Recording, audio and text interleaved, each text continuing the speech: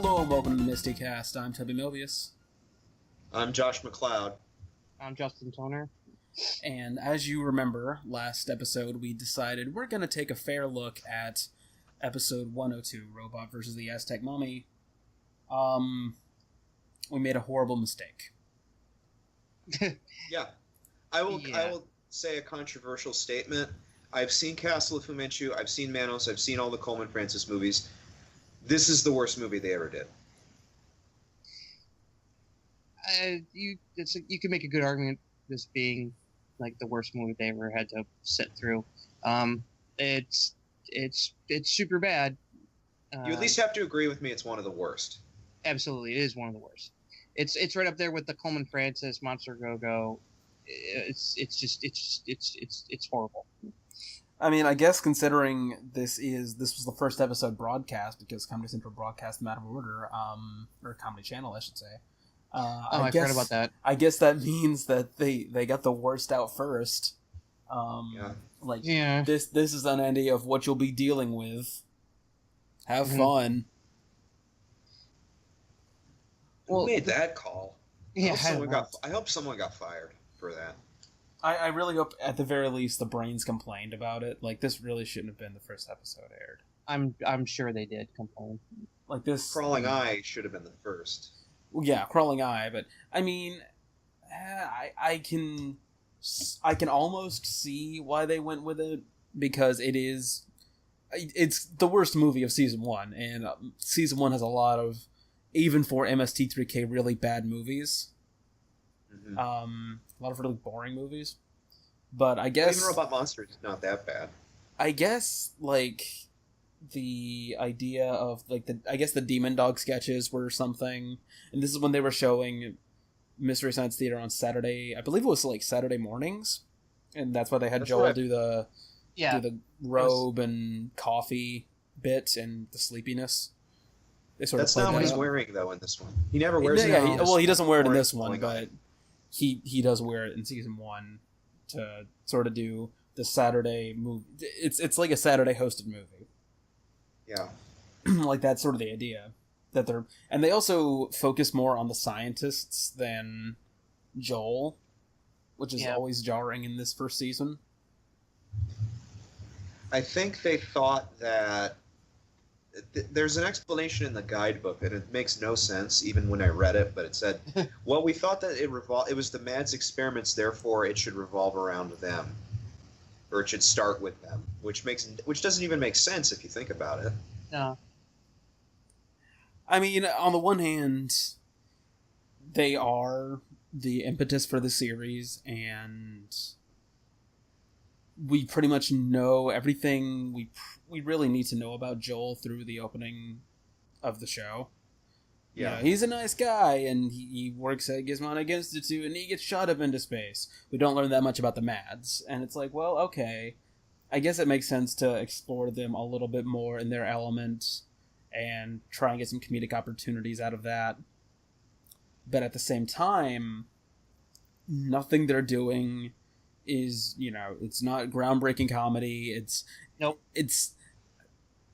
Trace and Josh.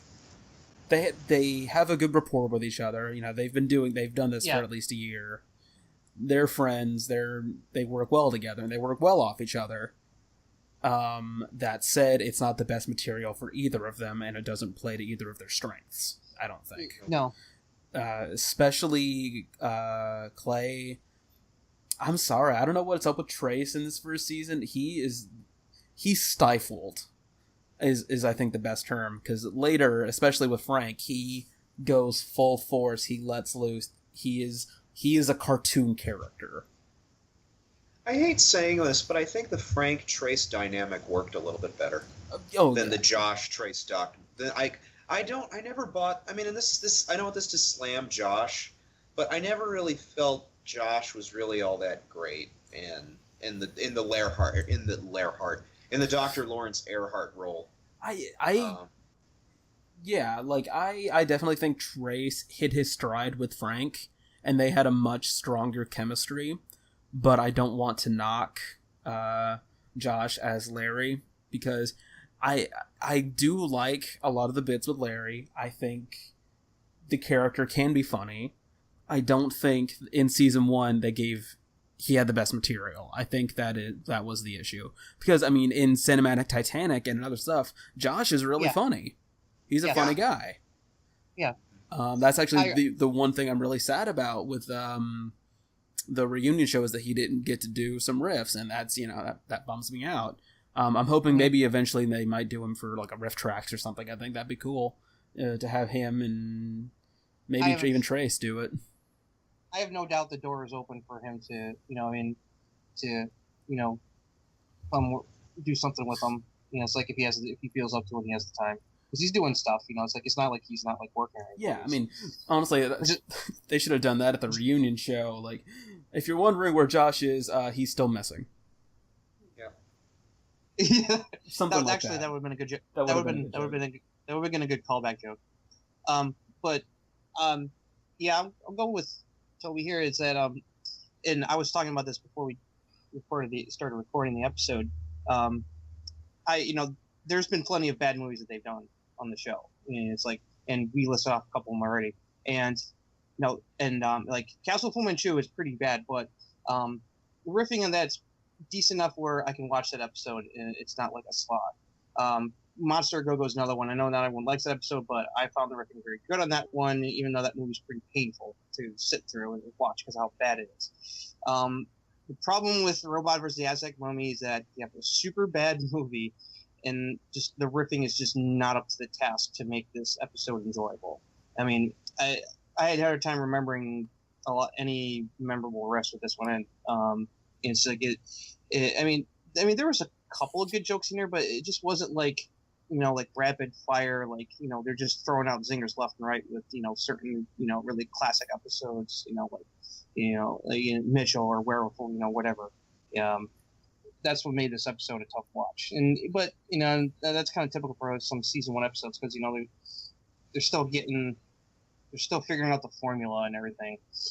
It's like, and plus the jokes weren't as rapid fire in the early days as they got to by the later seasons because they had everything down pat. So, and that I was expecting that, but it was just like, this episode was a lot of work to get through.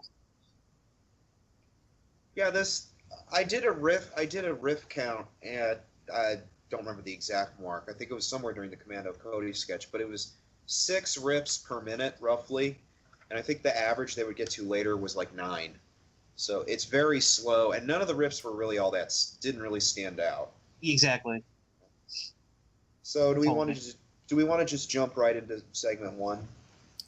Yeah, let's go. Well, the invention exchange, I guess, first. The invention exchange, I guess, would be the correct way to say that now. Joel has the helmet airbag for motorcycle riders, like myself, like he says. I can't picture Joel with a motorcycle. I can't. A scooter, maybe. A moped, definitely. Not a motorcycle. I just can't. Mm-hmm. Just can't. There's a line Trace has where he's like, all right, he says, great, get Gary Busey on the phone. And do you guys know what that's a reference to? I do not. No. Gary Busey, so the episode was made in 1989. Gary Busey was in a horrible motorcycle accident. Bad accident. He was in an accident in 1988 while he was, and it's like, this is maybe the most ironic thing ever. He almost died in a motorcycle accident because he wasn't wearing a helmet while he was protesting laws that would have required him to wear a helmet. Yeah. That's like the most ironic thing ever, in my opinion. I totally forgot about that accident. Yeah, that really messed up his head. Say what you want about Gary Busey. He's committed to not making sense. That's true. And the Mads have the Chalkman. Yes, the Chalkman, which of course produces the sound of nails on chalkboard, which everyone hates, and I was squirming watching it because that's what, like, one of my freak out sounds. So that was not fun. I'd forgotten about that particular invention exchange. So that was fun. Who do you think won the invention exchange, in your opinion? I mean, they're kind of diametric opposites when you think about it. Joel's is all about helping people and trying to save lives, and the Mads make something that can annoy the shit out of you. So, I mean, I guess they had an idea for it that where it could be used in a good way. I don't know how many people would do that. I mean, I think most people would just, I don't know, play Nickelback or something to get people to leave. Whoa. Oh. Nickelback fans are not going to like that. Well, you know what? All four of them are going to want you dead. And I say that as someone who actually likes a couple Nickelback songs, so, you know. You know what? Say what you want. I think their cover of Sharp Dressed Man is pretty good. No, because ZZ Top is awesome. And nothing can beat that. Well, no, nothing can beat ZZ Top, but it's an okay cover. They're Canadian. Yeah. So are a lot of things we don't like to discuss. That A is actually very typical. It's like I've been to Canada several times over the years, Toronto several times, and I've never met Canadians who actually have that kind of an accent. Yeah, they sound like American. I've never known one that says A, but all of them say Z. Yeah, which is wrong. You need to say 0 or Z. So after the opening segment, we have a short, the legendary Commando Toby. Radar men from the moon. And did you guys notice this watching this? Were the silhouettes off center? A little bit, yeah. They looked a little off. Not like big time, but if you look hard enough, you can notice. Because if you've watched enough episodes, you know exactly where the position is supposed to be. Also, was it just me, or did Servo's silhouette look like off? Yeah, it looks really off, especially in Crawling Eye, but in this one too, where it looks way thinner than it should be. I don't know if that's like some post-processing that was going on or something up with the way that they filmed the Shadow Realm back then. Because back then they used the blue chroma key. They didn't use the Luma key, which they used later. Yeah. So I don't know if that has something to do with it, but it was weird.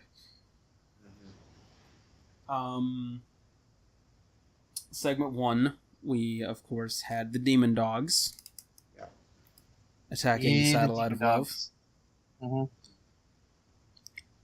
Those toys are from He-Man, I'm told. Yes, He-Man. I forget what the name of the actual toy is, but they were part of the Masters of the Universe line, and they've actually had these for those who don't remember. They've actually had these since KTMA.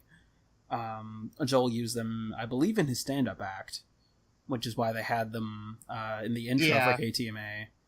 But they were painted slightly differently, and back then, if you were a fan club member, an Info Club member, you could actually get one of the Demon Dogs, because they had like a pamphlet with like like it was basically mail-in stuff, and you could get a Demon Dog back then. That was like, it had I could be wrong here. It had like a certificate of authenticity, quote unquote, which was just like signed by Joel, like as a prop. I think it was very limited. I think it was only like maybe 10 or 20. Yeah, it was a very small amount just because that's what they had, basically. It's like that's what they got from the toy store for the bit. But I could be wrong, but do they ever even actually use them in KTMA besides the intro? There may have been some. I think there was not in any of the episodes that we have that we know still exist. But I think I've heard, I don't know that for a fact, but I think that they may have used them in one of the 3 Lost episodes. That's maybe for one bit, but I don't know that for fact. If I ever talk to Joel or Trace, that's definitely something I want to ask them. I'm sure they remember that. Well, yeah, they might. I mean, I'm sure they will remember filming that particular sketch. That couldn't hurt to ask. Or maybe it could hurt. What do I know? I don't know. Or ask, Josh. I don't know. Okay. But segment 2, of course, we have Jim Mallon as Enoch, the charismatic leader of the Demon Dogs with his mustache. Mm-hmm. And Enoch is really it's a tough segment to watch because Enoch's mouth just keeps clacking. Yeah. Yeah. Wait, hold on. I am Enoch, charismatic leader of the Demon Dogs. Who Gypsy proceeds to eat. Yeah. And Gypsy is not played by Jim. She's played by Josh. Yeah, at this point. For this sketch. The sketch. Yeah, it's weird to see season 1 Gypsy where she's basically a dog. And the light doesn't even work. No, it doesn't. It's the light there. There's a lot of like weird things about the way they're built and the way the set is in season 1. Like, I'm honestly not a huge fan of the season 1 set. I don't think anyone is. It's too big. It's too sparse. There's like season 1. Season 1 has a lot of rough edges to it, and that's why. I mean, there's a reason why Joel and them didn't want specifically ask Comedy Central not to rerun season 1 episodes as much as possible. But then they did it because they didn't care. They listen to episode 16 of the MSTieCast to hear us talk more. Or 17. I don't know. Listen to the one called Network Screws if you want to hear me bitch about I can actually tell you exactly what episode that is. That is... I want to say that's episode 18, Mutual Hatred, Networks versus the Fans. That's it. Yeah, that's got to be it. AKA Network Screws the Fans. I just call it Network Screws. I know that's not from July 9th, 2012. Okay. Wow, we've been around. Well, we've been around for 5 years. As of September 25th, we will have been around 5 years. And we will celebrate it by doing nothing.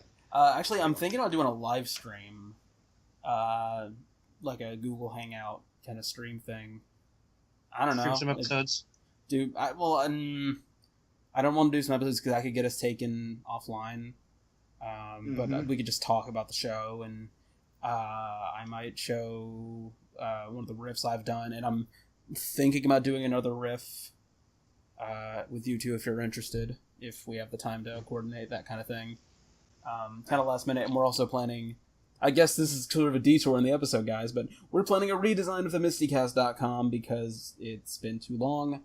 I will have more details about that as it happens, but hopefully that's going to be around mid-September, and I'm getting some new original banner put in and everything, and it's going to be awesome. So, but anyway, back to Mystery Science Theater.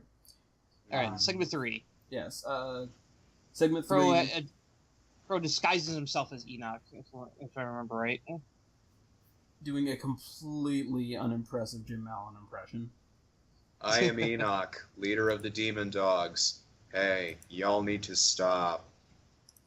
I'm Enoch. Mm-hmm. Thank you. Not much to say for that one, I don't think. He didn't have the right mustache.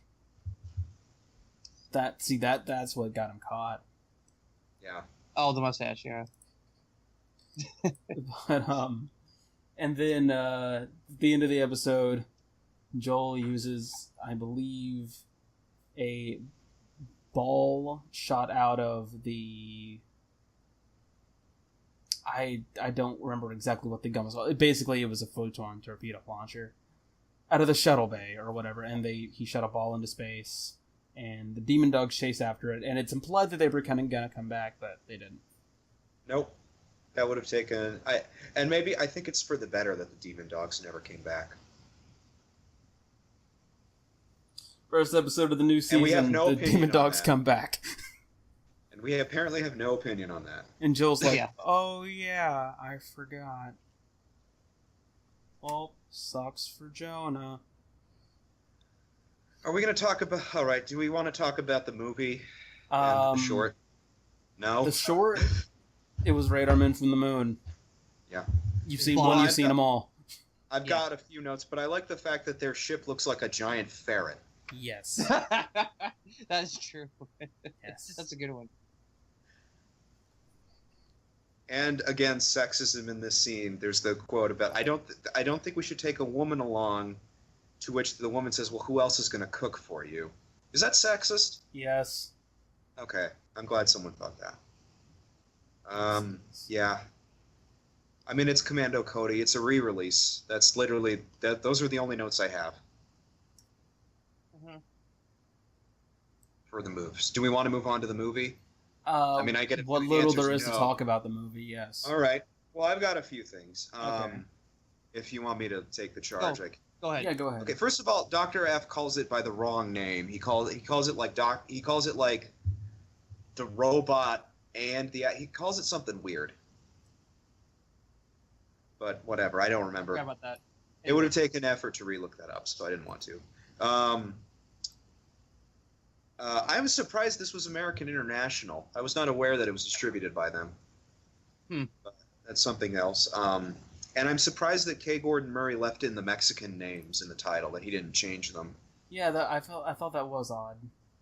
Usually, maybe that was only Murray, but usually with these, anytime they get some, especially American International, anytime they get one of these foreign films, they always change the names in the credits and in the movie. Didn't Murray only produced this one, right? He didn't direct this one, did he? Well, he didn't direct any of them. He only brought them to America. Right. He was just a executive producer. Yeah, but he did do the voice of one of the characters, not the main guy, but I think the guy who looked like Jerry Lewis. I think he did that part. Again, this movie is so hard to remember anything, but he definitely did some of the voices. But yeah, and again, a huge chunk of this movie is told in flashback.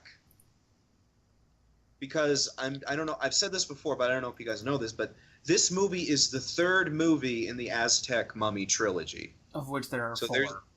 There are 4. There are 2 other Aztec. 4. Yeah, there's 2 other Aztec movies. K. Gordon Murray brought the 2nd, 3rd, and 4th ones to the U.S. Wow. And I didn't want to watch the other 2. And the 4th one is I think it's like the wrestling women versus the Aztec Mummy. Yeah. Because eventually, it was inevitable. Well, this rate might as well have had El Santo take on the freaking Aztec Mummy. Well, if you watch I think it's the 2nd one, there are for some reason there's Mexican wrestler people in that movie, which doesn't make sense. It's Diet Coke El Santo. Yeah, but this movie is told in I swear to God, I swear to you, I'm not kidding. I watched it and I kept these notes because I kept track of it. The flashbacks end at the 1 hour 15-minute mark. Yeah, I mentioned this to Justin before the show. 80% of this movie's flashback. Yeah. Yeah, it's bad. That doesn't help. Not at all. The actual meat of the movie is 15 minutes long. That would be like if Last Crusade were, as you are all aware, 9 years ago, Indiana Jones went to the city in Peru where he found the magic golden idol, but was caught by Belloc and had to give him the idol. But then he flew to Nepal, and that's what this movie is. That's what this movie is. It's just basically saying, well, you didn't see the first 2 movies. We better make sure we tell you every little minute detail that happened in them. I mean, say what you want about Outlaw of Gore, and I do. At least it it's the sequel to a movie, but at least it doesn't have to stop and explain every single little thing that happened in the last one to understand. You can pretty much understand what's going on. I mean, that movie sucks. I would argue Cave Dwellers as well. They don't spend 30 minutes explaining who Ator is. Right. They only spend 5. Or Escape from the Bronx. Yeah. Well, at that point, they're just giving up. They're like, look, I mean, literally you have a title. That's one of those ones where the title can just tell you what's happened. That's true. Or Revenge of the Creature. Yeah. Yeah. Yeah.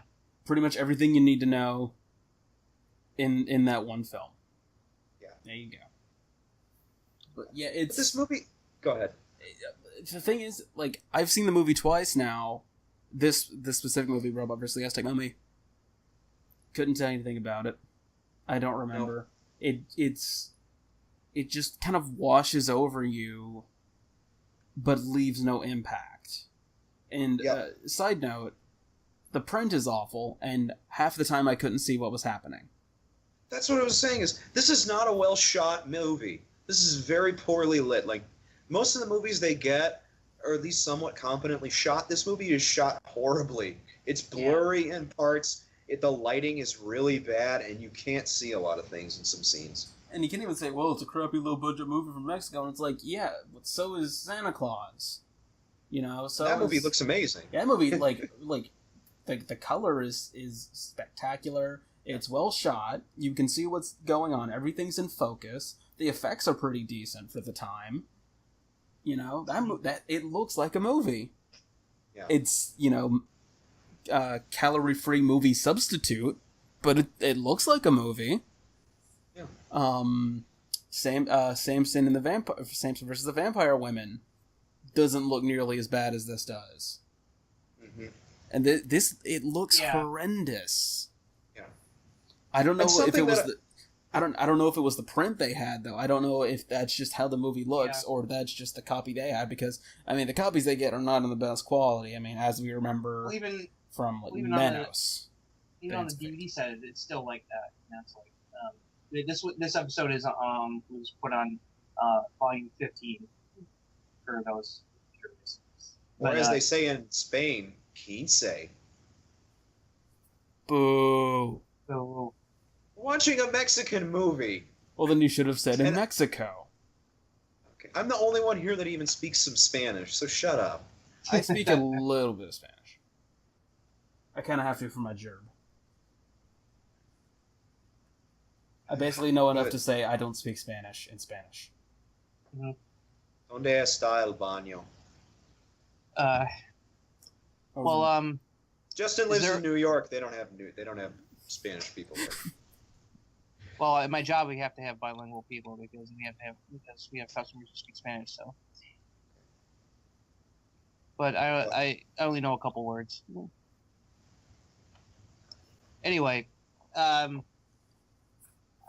had to dig to find like a riff that I really enjoyed. I think the only one that stuck out for me was Crow says, "This is the kind of movie you don't pause when you leave the room," which is 100% accurate. Yeah. I had to watch this thing in its entirety without stopping it. I hate you, movie. But this movie doesn't have music in it. There's no, like, when we first meet the Aztec, mummy, wouldn't it be cool if it was like, dun dun dun, or brah, brah, brah, like, no, it's like the sound guy's like, is this suspenseful? You at home decide. Like, why couldn't you have, like, he didn't have to compose anything. He could have just stolen stock music. Why didn't he do that? This movie has no music. Steal the soundtrack from the other two movies. I don't know if that's the original Spanish cut or the Murray cut, but like, put some music in it. Have some, just even if you're just stealing it from some library, it's better than nothing. And you also kind of got to wonder, like, how much was cut out of the episode? The movie's only 65 minutes long without the riffing. No, they didn't have to cut anything out. That's why they had to use the Commander Cody short to make up the time, because they didn't really get. It's not a very long movie. It's like when they had only like a movie that was barely an hour. That's when they used like a shorter two. Right, that's true. I didn't think about that, but see, that's just even worse then, because like I would assume, like I kind of assumed that there was maybe a shot here or there that was missing. But no, if that's true, then oh god. Well, even then, like at the most, I'm thinking maybe a minute got cut from it, just for pacing, just for editing purposes. Other than that, I can't imagine that this is like something where whole scenes were cut out. Yeah, this isn't like John Saxon's death scene getting cut out of Mitchell. That's not true though. His scene wasn't cut out of Mitchell. No, I mean the MST version. They didn't show that scene. No, that's not true. That's not in the version they got. Yeah, they got a different cut, basically. Oh, really? Oh, okay. They got the Lorimar edit, which cuts that scene out. Basically, the TV movie edit. Yeah. Oh, okay, the TV edit. Okay. Yeah. So their joke was accurate after all. Yeah. But there's other movies where like they had to edit. Although. Speaking of edits and sound, they do a couple of sound gags. Yeah. One, Joel muffles the girl's mouth when she's talking. They do they muffle the soundtrack. Yeah, a lot of people don't like that. Yeah, I guess I'm one of the people that doesn't like that. I thought it was okay. I mean, for season 1, when they were kind of trying to figure it out, I thought it was fine. Like, it's something that would bug me more often, but every now and then it'd be okay. And second one, 2 guys standing in front of a wall, and they make it sound like they're peeing. You see, I don't think you need to add the peeing sound in order for that to be funny. Why not just have them with their backs to the camera saying, "Wait, are they urinating?" Like that. Like you didn't need the sound in order for that joke to work. No, I feel like their riffs would have been fine. Yeah. Yes, I agree. And this is something I couldn't really notice in my copy. I don't know if it was I just couldn't really pick it up, but apparently when Joel has his hand over her mouth, there's a cigarette in it. I did not see that. And I didn't see that. That was listed by MST3K info, so that is a thing. And apparently they may or may not have also been drinking. That is true. This is the tequila show. The tequila show. This is an appropriate movie show. for it. Yeah. So they were smoking. At least Joel was smoking. I guess they can't. I guess you couldn't see the smoke because of the screen. I don't know. But yeah, interesting. I actually did not know Joel smoked. I don't think he did at one point. I don't think he does anymore. Well, I mean, I didn't know he smoked at the time. I feel like I would have seen like a shot of that somewhere, but I don't know. Well, everyone smoked in the 80s. Well, yeah. I'm just kind of surprised I didn't see like his Agent J character do it, I guess is what I'm saying. That seems like something that would be appropriate for that character that he was doing at the time. I don't know. Let's see. You guys remember Krupp, the evil guy? Yes. Or the Bat, as you want to call him? Yes. Which I don't get why they call him the Bat. When you call him Crump, when you call him by his name, why would you? In the first film, the Bat is the name of like his thieving persona. Like that's. And then they reveal that he is the Bat. And then they find out he's Bat. Okay, but after that, wouldn't you just call him Krupp? Like he's evil without the name. It's a really stupid name. Yeah. So it's kind of like, why do we humor the Joker and call him the Joker? Like, why don't we just call him at least with the Joker, you don't actually know his name. Well, like, Jack Napier. Well, sometimes that's his name. Okay. Well, what about the Penguin? Why don't we just call him Alistair Cobblepot III? That's a mouthful. Why don't we just call him Al then? Like, also, it's not Al; it's Oswald. Oswald Cobblepot. Okay, why don't we just Oswald Cobblepot? I apologize. Oh, why don't we just call him Oswald then? Like, why do we humor him and call him the Penguin? They call him that when he's not being the Penguin. It's if I can go on a tangent, in the comics, the Penguin is almost his alter ego in a way, depending on the writer. Sometimes that's just what he calls himself, kind of like the Kingpin. Like that's just his crime name. That's just what they do. Like they don't call the Riddler Ed Enigma. He's the Riddler. That's his thing. That's his shtick. But if you were the chief of police and you had this guy going around and you knew he was mentally unstable, would it be a good idea to indulge in committing massive felonies and possible murder? Would it be a good idea to indulge him? I don't know. I think they should keep indulging that guy that dresses up like a bat and punches criminals. Just saying. Shut up. But we don't know Batman's real name. They don't know the joke. Okay. Fine. Point taken. All right, guys. All right.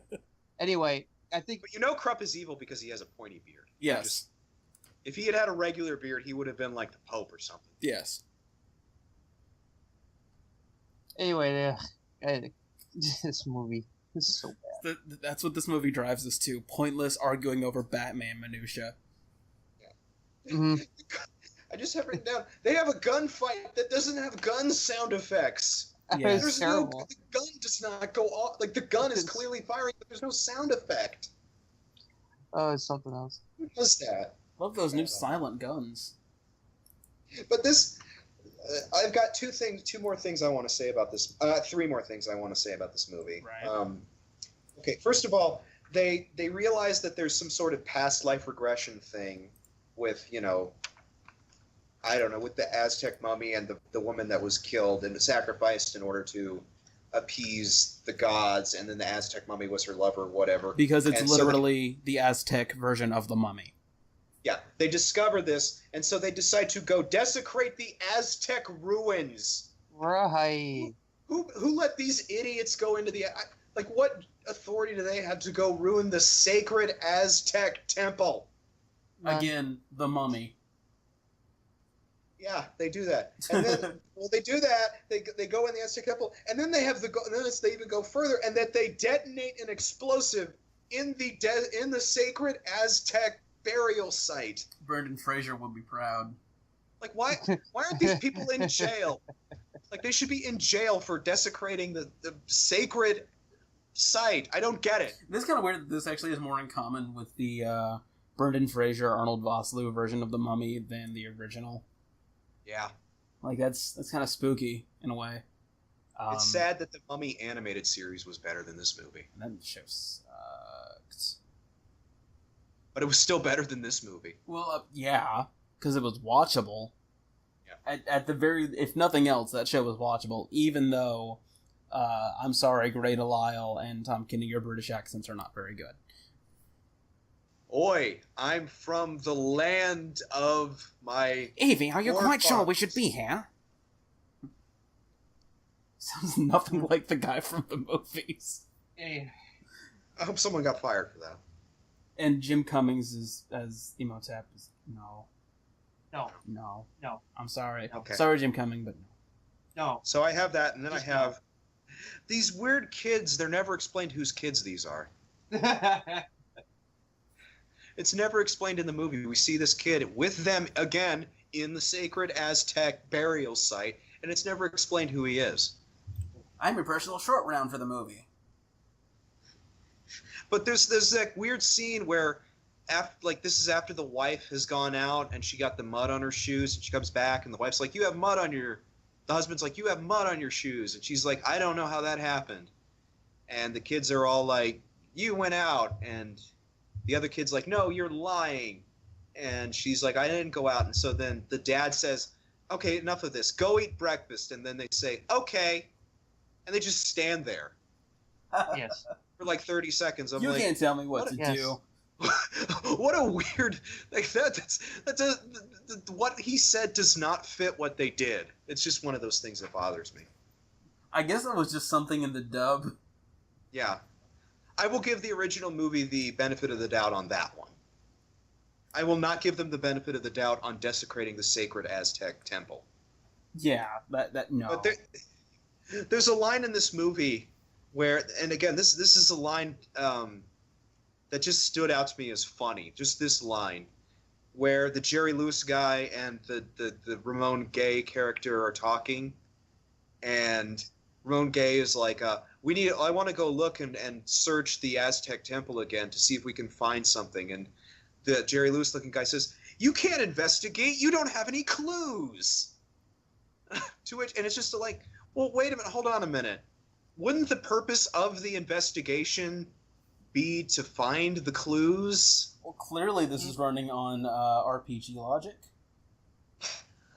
You can't go into that part of town. You have no reason to be there until the story says so.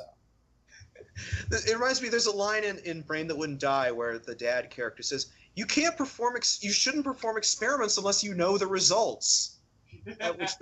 But then they're not experiments at that point. It's like, right. if you have the clues, then there's no point investigating. It's just a line that really stood out to me in this movie. Oh, this movie has to be better in its native language. It has to be. I would think so. Like, not much better, but not much better. At least I feel like the original version makes sense. Mm-hmm. In those two instances. Yeah. Like, this has to be something with the dub. This can't be the way it was written. I will give them the benefit of the doubt again with that line. Again, honestly, I've heard the original Aztec Mummy is actually pretty decent for what it is. And this is, recycling two movies into one condensed version with, like, another 15 minutes tacked on. So, well, I don't think the first movie was ever dubbed in English. I think that I know. Did you find it? I think I saw that it was. I did not look for it because I didn't want to watch it. I know Jerry Warren. I couldn't find it. So I know the full version of this one is on YouTube. I'm talking like the non-MST version.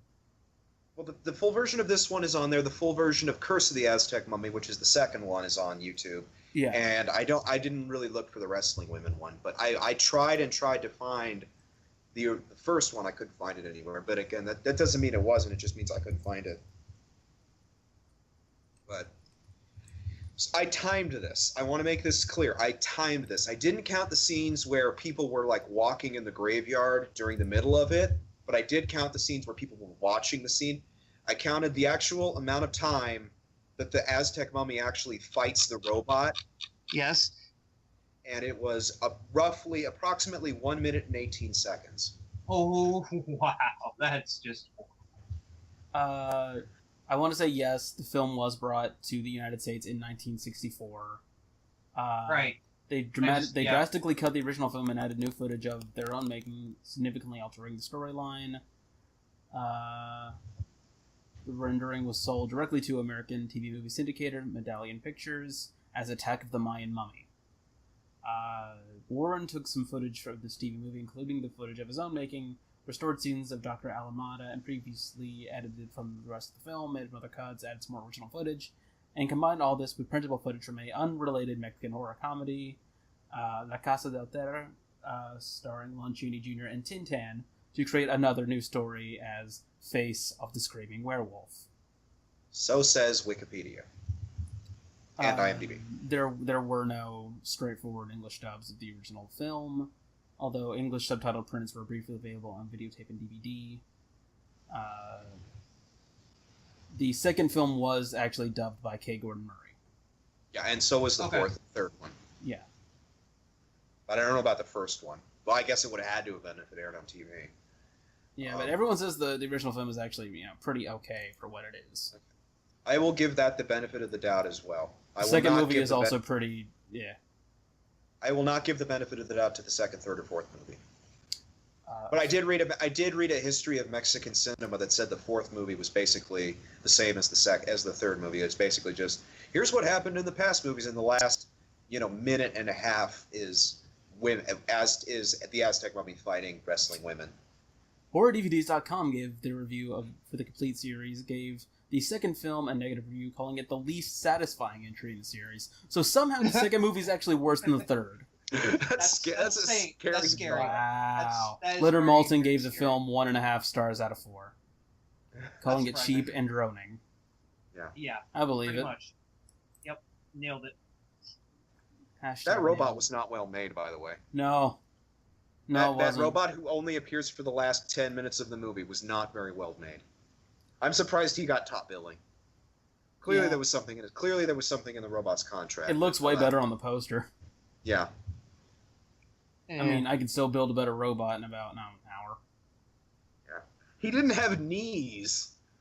Who made that call? It's hard to fear something that can't run after you. That physically cannot run after you. If I don't have shins, I can't be kicked in them. Which feels like a riff they should have made. Well, yeah.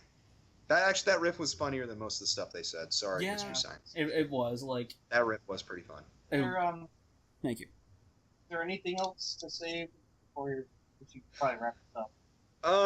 I have just a few notes about the riffing of it, which is that Crow's mouth doesn't move when it's spoke. Crow, there's scenes when they're riffing the movie where Crow's mouth isn't moving; it's staying shut. Mm-hmm. So clearly maybe they don't have issues with the puppet. Clearly, they don't have I don't think it's that. I think they don't quite have it down to where they're to the point where they're like, oh, I'm a puppeteer. I better pull the string. Because Trace and Josh aren't puppeteers. Well, so. Trace, he's done it before though. In KTMA, Crow's mouth moved. So, but did he do it for the entire movie riffing portion? I don't know about that. It moved more. Okay. It moved pretty. What's the word? Frequently. And Servo Servo doesn't move at all. His head is very stagnant when they're in and out of the theater.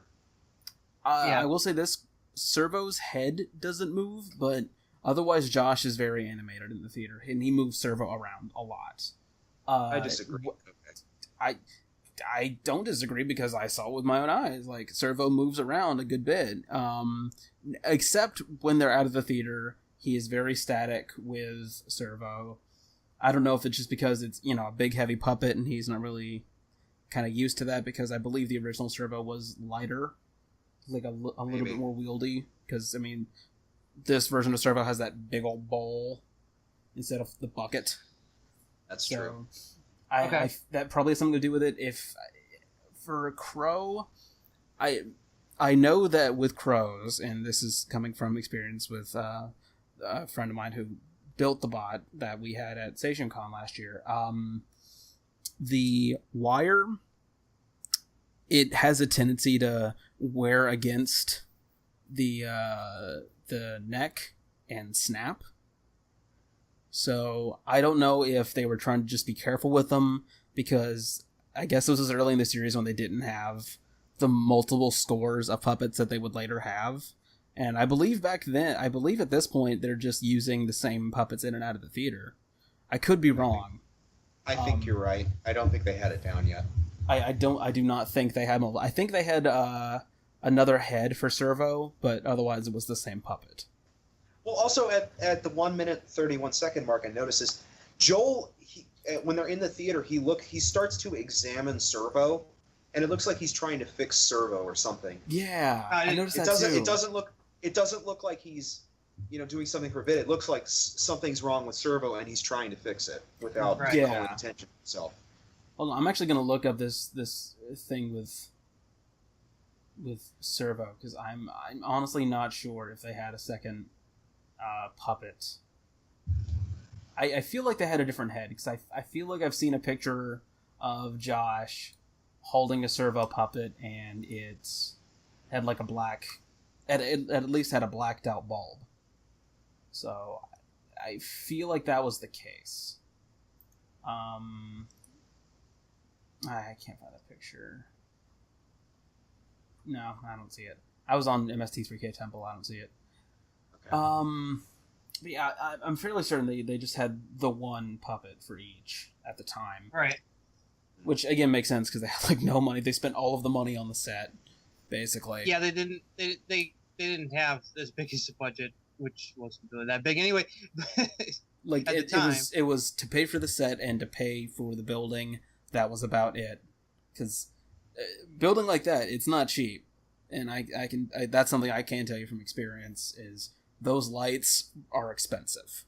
Well, I think they got like a deal because Trace's brother Brian. He worked for Trace's brother's like one of those people you read about in Forbes magazine who's like richer than God, I think. And so they were like closing down some facilities, and that's how they got it. Well, yeah, but I mean the power to run the lights and all that is crazy expensive. Yeah, and the power to play Doom on your PC. Oh, absolutely. That ain't cheap. But yeah, I really don't think there's anything else that needs to be said because this movie sucks. It does. Let's not watch this movie. Let's not watch this one next time. Yeah, let's never do this again. Yeah. No, let's watch a different movie with verses in the title. Yeah. And, hopefully next time we'll pick a more enjoyable episode. Yes. Okay. I did find the picture of Servo, and for some reason, Servo's head in Bubble are painted white and not black. Are you sure he's not holding the KTMA puppet? This is definitely Season 1 Servo, and I will link you the picture. Okay. That's... it's all white. Yeah, but you can see it's the same puppet. Like, it's not the all-black puppet that right. we would later see, especially with Crow and Timmy. We'll put it in the show notes so you folks at home can see it. Yeah, definitely. Or Toby will. I'm not going to do it. That takes work. Yeah. Although eventually I do need to teach you how to do that. Okay. But yeah, there really is nothing else to say about the show. This episode is not very good. No, it's not. If you are one of the 3 people that likes this episode, I apologize. And again, I know some people Yes. that like this episode, but I think, and I'm gonna say I like the host segments. I like the host segments a lot. No, they're good. They're decent. And I think that's what people like. I don't think people care about the movie or the riffing of the film at all. I think people remember the host segments with the demon dogs because they're cute. And at the end, when the demon dog comes into the theater, that's funny because that's the first time that kind of thing had happened.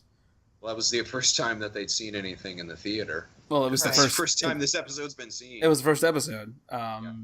So wow, I really liked that one-off special that they only did that one time where they had that guy and those robots riffing that Mexican movie that one time that they never ever did ever again. But you know what I mean. Like for someone who's, I don't know, seen a handful of episodes and something come up in the theater, that's funny. Like it's unexpected. And again, I like the demon dogs and I liked the invention exchange, even if the Chalkman did get under my skin a little bit. And something we forgot to mention was the what was the security alarm in Deep 13, which is basically just a big log that hits whoever is standing on a mark. Yeah. And we also learned that Dr. F burned down the Mad Science Convention 3 years running. Well, the second time he exploded it twice and then burned it down the third time. Okay. And apparently the flames were beautiful. You ever get the feeling of just we're nearing the end, so we won't take too long on this. But do you ever get the feeling that Dr. Forster isn't really that great of a mad scientist? Yeah. Like that there's like other mad scientists, like in the Mystery Science universe, there's other mad scientists that are like way better that have already like conquered several nations. Well, he was always implied that he was trying to gain better cred with other, bad scientists out there that show how good he was. So it's like he definitely was on the lower end of the Yeah, I mean, the ladder. like he got audited during season 5, right? And they mentioned the Fraternal Order of Mad Science, I believe, a couple times. I think that's what Pearl tries to join. Yes, in Sci-Fi and she Channel. doesn't join either. No, eventually she just kind of gives up. Yeah. They just kind of forget about it, and she becomes dictator of Qatar. Which again goes to the theory that I don't think she's a very good mad scientist either. Well, at least she became dictator of Qatar. Yeah. She achieved more in that, and she was also the lawgiver of the 8 people. That's true. So Pearl, definitely a more credible, not really a mad scientist, but definitely more accomplished evil person than Clay. Okay. All right, I'll agree. And Frank was agent to the stars for like an episode. Yeah. A sketch of an episode. So that's something. Frank wasn't evil so much as he was just kind of going along with like, okay, I'll help you out. Sure, why not? Just phenomenally lucky. Yeah. And unlucky. Frank would have been like Sammy the Bull Gravano. He would have been the guy testifying at Dr. F's like hearing against him. Mm-hmm. Absolutely. What were you doing on that night? I don't know.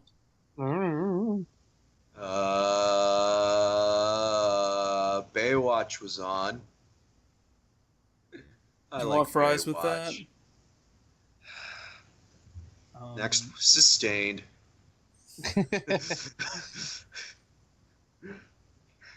Yo, if no further questions. If you are acquitted, can I get some extra sauce on that? No further questions, Your Honor. Oh, I think that about sums up everything in the episode. Yeah. So I think that covers it. I don't want to think about this episode anymore. Yeah, absolutely. This was not a very good episode. No. I mean, again, I barely remember anything about it except for the host segment, so that's something.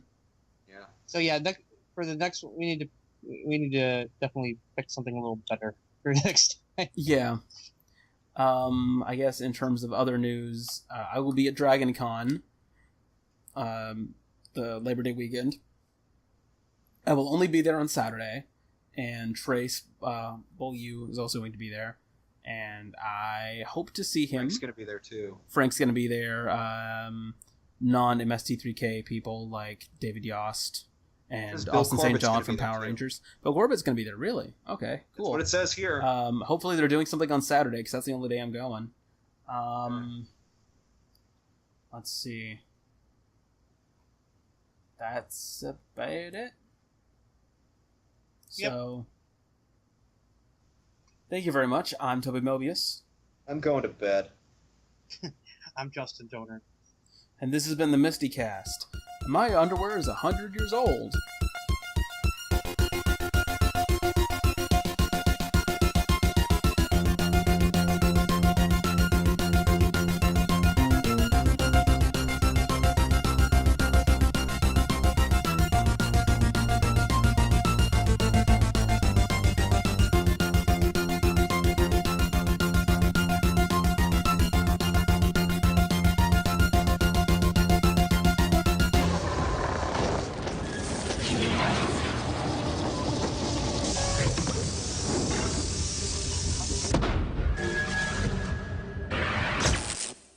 Now, poopy. Ba-da-ba-ba-da-ba. Oh my god, that was so hard.